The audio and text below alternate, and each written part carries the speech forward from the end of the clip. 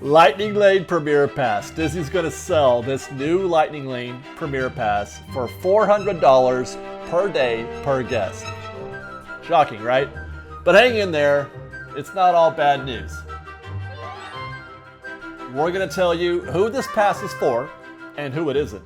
What you actually get for that $400, where that actual value is when you do buy it, and what this means for everyday guests. Now, I know I just said it's not all bad news, but don't get me wrong, I understand. There is a scenario where a single guest, one guest who chooses to buy Lightning Lane Multipass could spend on a Tier 6 day as much as $681 just to get into the park one day. That is a seriously sick number. So I totally understand why it might make some of you out there more than a little bit furious, very furious. I am not a fan of this being our present day situation. Don't get that twisted at all either. But having said that, it may not be as bad as it seems for that everyday guest. Let's get into it. Let's start with the basics. Let's start with what you get for that $400. And again, we're just, as I like to do, we're going to riff on this a little bit. So let's talk about what you get for that $400. It's basically the same thing as Lightning Lane, as the same Lightning Lane we've been using for the past couple of years with a few twists. So what you do get is one use for every Lightning Lane attraction in the park. It is not unlimited. That carries over from how it was before with Lightning Lane Multipass and Genie Plus. And it's for the same reasons why they didn't allow that originally, because they didn't want it to become abused by the guests who were just constantly getting into the same, using it 100 times instead of 15 or 20 or so. And that's them thinking about the standby guest, actually, if you can believe that. I know it sounds crazy, but that's actually them thinking of the common guest. The benefits, or where it's different from Lightning Lane Multipass, is that there's no return time. Today, if you were to go in there, you have to say, okay, it's noon, and the next time I can come back, the next time I can get on Indiana Jones is 4 hours from now. And so you have to wait for those 4 hours or choose a different attraction. There's none of that with Lightning Lane Premier Pass. You can go anytime you want, absolutely anytime you want, from 8 a.m. to midnight or however late the attraction is open. And there's no cooldown either. That is another thing where if you get a Lightning Lane for Space Mountain, you can't get another Lightning Lane pass for 2 hours. That does not exist in this pass. So there is, that's a pretty good benefit. It's a reason why to get this. And that's something that we're going to cover a little bit more in another video, actually, about how efficient Lightning Lane Multipass can be versus how efficient Lightning Lane Premier Pass can be. Oh, and then also you get Photo Pass. That's kind of an LOL moment for me, because I don't know anybody who's going to spend $400 because Photo Pass is included, but I digress. Also I should mention here, Premier Pass guests are going to use the same queue. All these guests, Premier Pass, Lightning Lane Multipass, and the Lightning Lane Single Use, Radiator Springs Racers, and Rise of Resistance, they're all going to use the same queue, as well as those guests, the ADA guests, the DAS Pass guests. So that's what you get. It's actually pretty basic. It's pretty standard. What you're getting is you go whenever you want. That's basically it. And people have talked about, I would pay X dollars just to be able to go whenever I want, which makes me think, now that we're riffing, that if Disney's willing to do this, maybe they are willing to do something like that for Magic Keys. Stay tuned. For Disney, not for me, but I have a feeling that this could be a signal that they are going to offer something along this line for reservations. How much would you be willing to pay? If you're willing to pay $400 to go whenever you want on a ride, how much are you willing to pay to go whenever you want with a Magic Key with no reservations? That's in their thinking. And by the way, we haven't sold any Magic Keys for a long time, and the whispers are that they're going to be coming back probably in the next couple of weeks or so. I have been saying for a long time that the return of Magic Keys is going to coincide with the availability of Tiana's Palace or Tiana's Bayou Adventure and the Haunted Mansion Queue. When those two attractions are up, then that's going to be the signal, the call to action for people to start buying Magic Keys again. That's a whole other conversation. I don't want to get into that now. The next question is, who is this for? Who is the customer for Lightning Lane Premier Pass? Who is it not for? Well, I guess it goes without saying that this pass is definitely not for everyone. There actually is a very specific demographic for whom this pass is for. It is not for Magic Key holders. It is not for the local guest who comes to the park, every week or 2-3 times a week. It's absolutely not for those guests. This is very specifically for those guests who are coming in from out of town, who are spending multiple days in a hotel, 2, 3, 4 days in a hotel, and who only visit maybe once a year or something to that effect. And we'll talk a little bit more in detail about who this guest is that I'm describing here, but it is basically can be summed up in the hotel visits. It's the guests staying in a hotel. I will add at this point that those guests who are single day guests, or maybe who are only spending one day in the park, or locals or Magic Key holders, you can still buy regular Lightning Lane Multipass. This is not replacing Multipass. So those guests, you don't have to buy the $400 version. You can still buy the $32 version. In fact, you can still buy none of that. Speaking of Magic Key holders, by the way, let me add this here. The Magic Key holders are soon going to be able to get a 40% discount on Genie or on Lightning Lane Multipass. So instead of it being $32, it's going to be something like $18, maybe $19, which is, if you're using it only occasionally, it's not terrible, and you can start participating in some of these same benefits. 40% is a pretty good deal, in my opinion. Now, I bring up who this pass is for and who it's not for because I think there's a reflex, an instinct for a lot of people to react negatively towards this, in the sense that they're saying, oh my gosh, Disney's catering only to the wealthy, to the 1%. And while it's certainly true that this is this is an obscene amount of money to get into the park, and it's certainly true that Disney is leaning on the wealthy guest, or the wealthier, the one with a little bit more expendable income, in order to create new revenue for them. But everything that was before this happened, standby, Lightning Lane Multipass, Lightning Lane Single Use, the way they had it before, has not changed. That is all still there, and any guest who chooses not to buy Premier Plus will still have the ability to buy Lightning Lane Multipass and Lightning Lane Single Use. So however you're going to the park today will still be the case tomorrow. My point is that $400 ticket is not meant for the average guest. And it's not changing. I don't think it's going to change that guest experience, which again, we're going to talk about, the effects of this on the park here in a little bit. So let's talk about Lightning Lane Multipass for a second, because, we just got done saying, don't expect Lightning Lane Premier Pass to replace Lightning Lane Multipass. I've already gone, and made a point of saying that those guests who want to buy Lightning Lane Multipass, who still prefer that one, are able to. That $32 Lightning Lane Multipass is available to you. I don't think that this is a first step towards eliminating that pass. I think that Disney still very much wants to have a affordable Lightning Lane ticket, the $32 one, and the super pricey $400 one. If anything, this is something that people have been asking for. They've been saying we should be charging more. Now, a lot of people are saying that as being the only option available. There was a lot of guests out there who said, I only think that they should be charging $150 using the Universal Express method or the Knott's Berry Farm Fast Lane method, which they sell those limited. I don't think Knott's is very limited anymore, to be honest. The times I've been there, I've never seen it sell out in recent times, and I'm not sure if Universal sells out either. I just think that the limits are the price point. I digress. Lightning Lane Multipass is here to stay, but one thing that is possible, while they're not going to replace this is not going to, they're not going to get rid of it. I do see this being it could be a phase one of just increasing the price for Lightning Lane Multipass, where we might see that go up to like, $75 to $100 or something to that effect.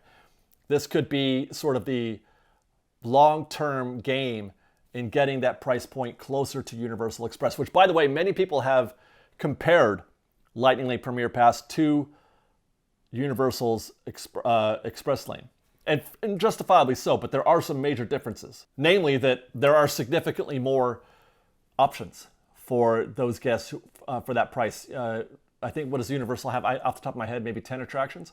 I think I did. Yeah, 10. I think there's 10 total, maybe 11 if you count Kung Fu Panda. But I think it's 11 total out of, I think there's only, are there any attractions that aren't on Express Lane at Universal? I don't think they are. Meanwhile, Disney has 15 Lightning Lane attractions just at Disneyland, 10 more at DCA, plus another bajillion standby attractions that you get to enjoy. So there's a significantly more opportunity for use here at Disneyland than there is at Universal, which, by the way, that Express Pass has, I think, a top end at close to $200, does it not? That's a flex price, by the way. But it could be upwards of $200. So I mean, it's still more, but is it really that much more? Yeah, probably it is. Yeah, probably it is. Man, $400. Good golly. Okay, so the other thing that people have been sort of comparing this to is VIP. And I think some of the initial responses, and I even had this myself, I said, gosh, we've gotten all the way, let's say you got a family of 4, you're at $1,600 already. You might as well just go all the way to getting a VIP pass. That's a reflex option, and it sounds reasonable, except that it's just not. It's not the same. This is, if anything, this is a way out of going down that lane. VIP has become quite a popular alternative. It's not just for the super wealthy. People have been turning to that. They're getting a group of 10 people together and dividing that cost up and making it more affordable and more popular. It's becoming the way to go. So this option is actually a drastic improvement over VIP for both the normal guests who are trying to use it, and also for Disney, for that matter. I feel like this could be a means for Disney to get out of the VIP business a little bit, at least to reduce the strain. Let me explain. VIP is what I think it's $500 to $800 per hour, with a minimum of 7 hours, I think it is. And a maximum, by the way, of 10 hours. Now, that's an important thing to note because obviously Lightning Lane Premier Pass is for the whole day. You get to use it for the entire day, although you could conceivably use up all those Lightning Lanes in just a few hours if you chose to. You could probably do 15 Lightning Lanes in 3 or 4 hours, I would imagine, if you so chose. If that's all you did, was just knock those things out one after the other, it wouldn't be too difficult. But if you're spending the whole day there, if you're spending $400, the idea is you're going to spend more time in the park.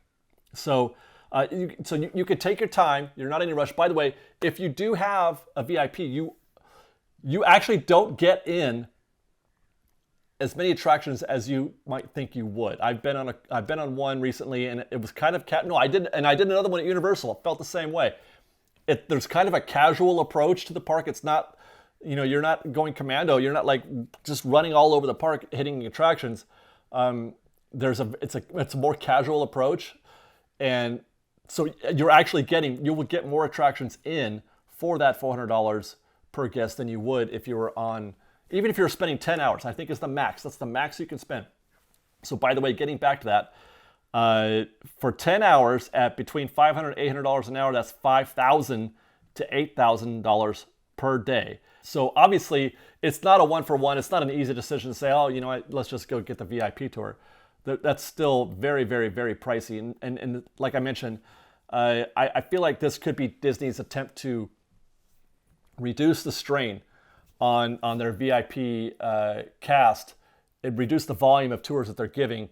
And it may even be an opportunity for them to make that more exclusive the way I think they wanted it to be. Change the price perhaps, make it, instead of $500, $800 an hour, maybe, $800 to $1,000 an hour or something like that. Stay tuned for that, by the way. I'm going to keep an eye on and see what those rates are, how they might change in the near future. But I do feel like this is part of an overall plan that Disney's executing for the VIP program as well. So earlier I talked about who this pass was for, and I mentioned, or I specified that demographic of guests who they could be one or two or a family. It's not just families, but any guest or situation where they're coming in from out of town, let's say, they're spending 3 or 4 nights in a hotel, or 2 or 3 nights, at least 2. It should be at least 2 for that matter. And maybe they don't go that often. Maybe they go once or twice a year. That is the basic one and only demographic this is for, unless there's the guy who's just ridiculously rich and doesn't really care. It doesn't bother him to spend $700 a day for a ticket once a week. There probably is that customer as well. But in general, the value proposition here is to turn a 3-day trip into a 2-day trip, or even better, if possible, a 4-day trip into a 2-day trip. And so in so doing, you save 2 days worth of hotel costs, which, for a typical Disneyland hotel here, what is it? Grand California is going for like $800 a night most nights. The Disneyland hotel can go for $800 a night. I think they all do these days. So if you're able to trim off 1 or 2 of those nights, then that's money saved. Now the math is such that you don't get to save that $800 per guest. You got a family of 4, you're saving it just once, whereas the family of 4 is they have to pay for each individual Lightning Lane Premier Pass. So that's why I say ideally you want to try to save 2 dates on your hotel if you can. Then there's also the money saved on food and merchandise, which again, with a family of 4, that could be a couple $100 a day easy. So it's not like a disgusting deal. It's not like you're saving a ton of money, but there is a potential for you to actually spend less on your vacation. There is the potential for that, especially for the family that wants to maybe do something else while they're on vacation. Maybe they want to go to Universal, or maybe they want to go to the beach or something. I hear from families who spend 3, 4, 5 days in the park, and I often wonder, how is that even possible? I love Disneyland as much as the next guy, but how do you maintain your enthusiasm for the trip if you're here for 4 or 5 days? Well, the answer to that could possibly be you don't spend 4 or 5 days. You spend 2 or 3 days, and you spend one of those days getting in as much as you can, riding every single ride that you can with that Premier Pass. Which, by the way, I didn't mention before, and I should mention now. The Premier Pass does include Radiator Springs Racers and Rise of the Resistance. That is not a separate situation. The website indicates very clearly it includes every Lightning Lane attraction, including the single-use attractions. And the single-use attractions are Radiator Springs Racers and Rise of the Resistance. So factor that into your math as well. $35, $25, $30 per guest as well. If you do both, that's $60. It's something. So that's the main value that is being given here by this pass. There are a few other things, as I mentioned. There's the additional value of guests being able to hit every single attraction where they might not have been able to with just regular Lightning Lane Multipass. And that's due to there being that cool down period with Lightning Lane, right? I mentioned before, where let's say your next Lightning Lane choice is Indiana Jones, but it's not for another 4 hours from now. You can't book another Lightning Lane for another 2 hours, right? So it's noon, right? It's noon, and you say, I need to book Indiana Jones because it's going to start selling out. It's already getting late into the day, and I don't want to wait too long. So we're going to book it for 4 o'clock, right? We're going to book that now. It's noon. I can't go on another Lightning Lane attraction using Lightning Lane Multipass until 2 p.m. for 2 hours. Can't book another one. So that creates a possibility, an opportunity for you to lose efficiency. There's an opportunity to maybe you don't do every attraction. Maybe you don't get all of your favorites in.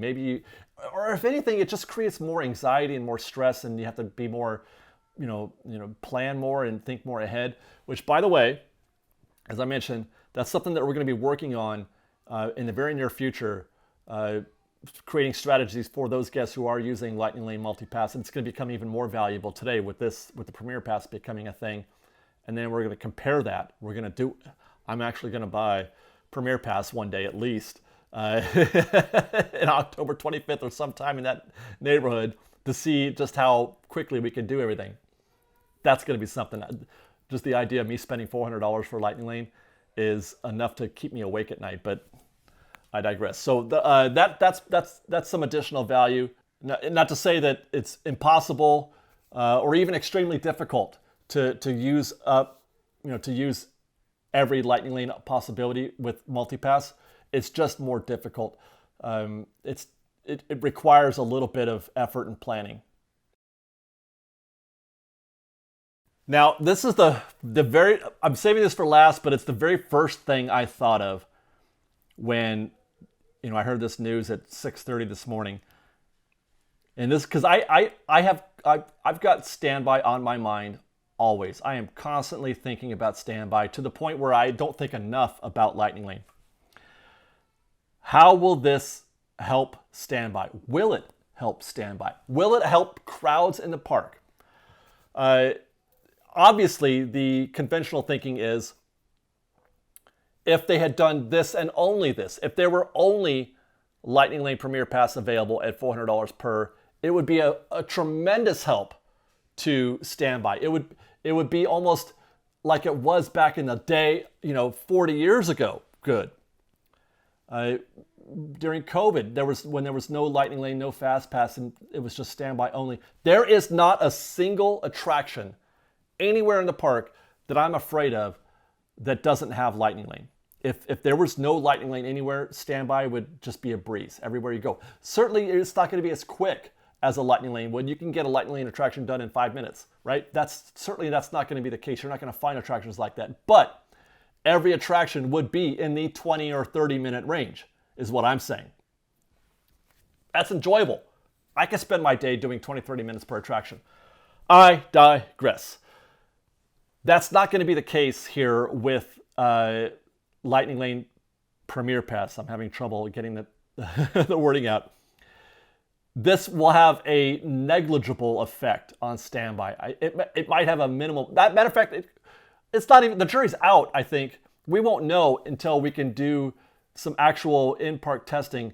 We need to see reps. There's a lot of variables, a lot of unknowns. But my instinct says that it won't have any effect on standby at all. The guest buying Lightning Lane Premier Pass would have also bought Lightning Lane Multipass. So it's a net zero. There's that the body count in the Lightning Lane queue hasn't changed with this.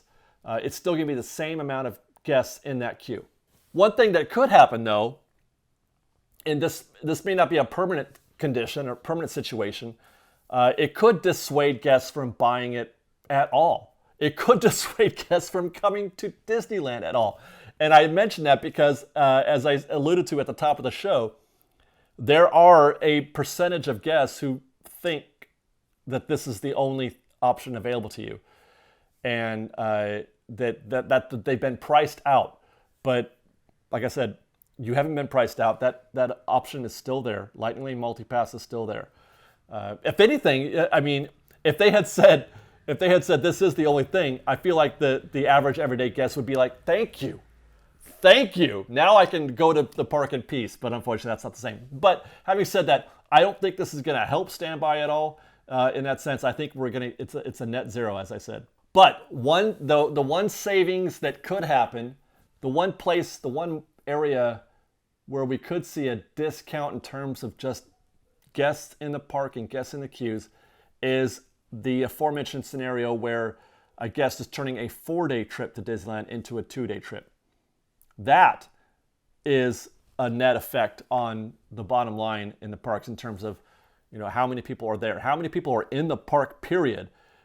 You reduce that number by anything, and that's also going to translate into the queue. So you could see an improvement in standby wait times there. Although I would think, at least here at Disneyland, I would think that that would be pretty negligible. I don't think there's a big enough number of guests who are going to opt into this program with the idea of, reducing the number of days spent in the park. I don't think it's going to be a big enough number to make a visible difference on standby. So my expectation is that we're not going to see, there will be no difference. It's not going to be more crowded, but it's not going to be less crowded either in the parks or in the queues.